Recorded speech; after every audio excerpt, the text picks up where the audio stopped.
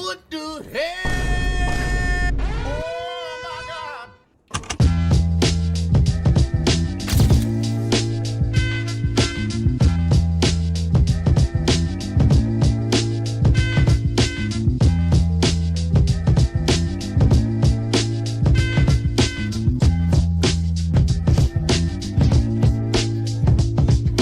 Pocket is one of those heroes that doesn't immediately scream overpowered or broken, and that's actually why he's so interesting. On paper, Pocket feels very mid, not weak, not dominant, just stable, but not in a bad way. In fact, that stability is what makes him special. Pocket is a hero where, if you're good with him, there is almost no ceiling on how well you can perform.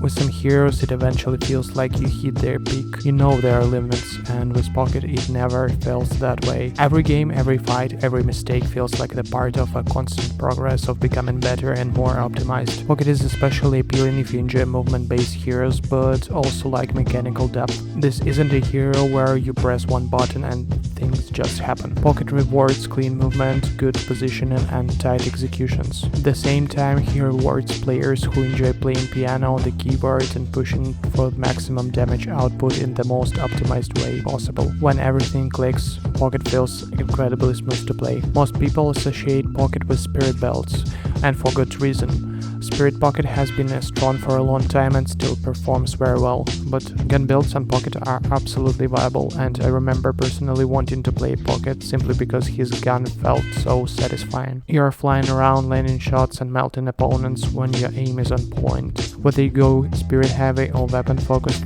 Pocket supports both styles without forcing you into one path. Now let's briefly talk about his abilities.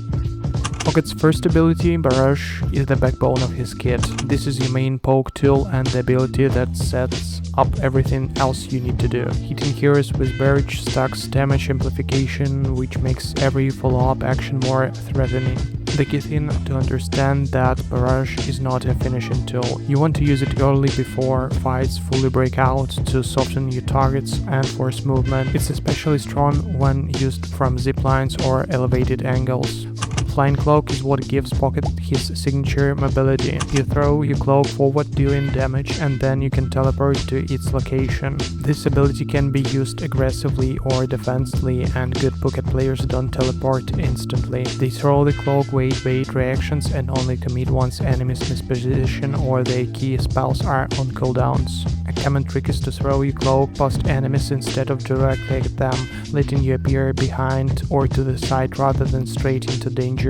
Enchanter's Satchel is Pocket's safety net and one of the reasons he is so frustrating to deal with. Pocket hides inside the suitcase for a short time, dodging damage and stalling the fight, then deals area damage when he exits. While the damage is okay, the real value of Satchel is survival. It lets you dodge burst, reset fights, or buy time for cooldowns. Many experienced Pocket players use Satchel almost preemptively, activating it the moment they draw attention. Using it purely for damage without escape plan is one of the most common mistakes newer players make.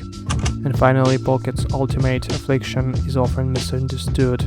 It applies damage over time to your opponents, however the damage isn't lethal. This ultimate isn't about securing kills, it's about pressure and control. In teamfights, Affliction drains health bars, denies space and punishes grouped enemies, especially around objectives or choke points. Now let's discuss his items and builds.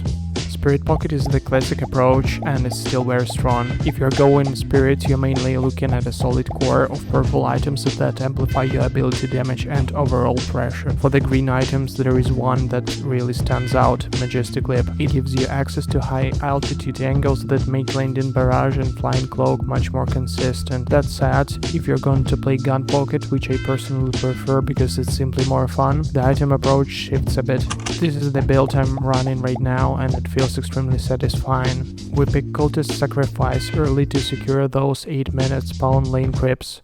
From there, your build follows balanced investment curve, making sure that we scale weapon without completely neglecting survivability. Even though this is gun-oriented build, I still invest into 2 purple items. That secures 4.8k spirit investment, which keeps your abilities sort of relevant in fights. On top of that, those items just fit very naturally into the build.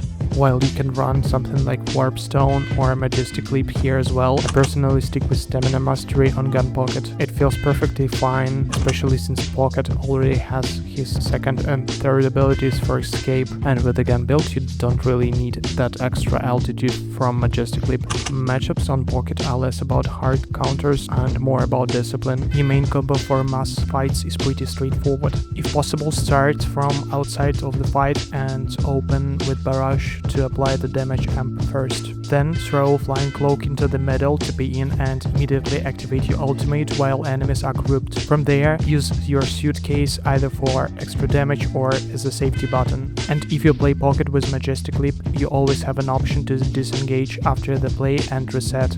And that's Pocket, an incredibly rewarding hero to master. The more disciplined you are, the better Pocket feels. Every fight becomes cleaner, every mistake becomes a lesson, and every game feels like a progress. If you feel that this short guide helped you, drop a like, subscribe, and let me know in comments which Deadlock hero you want next.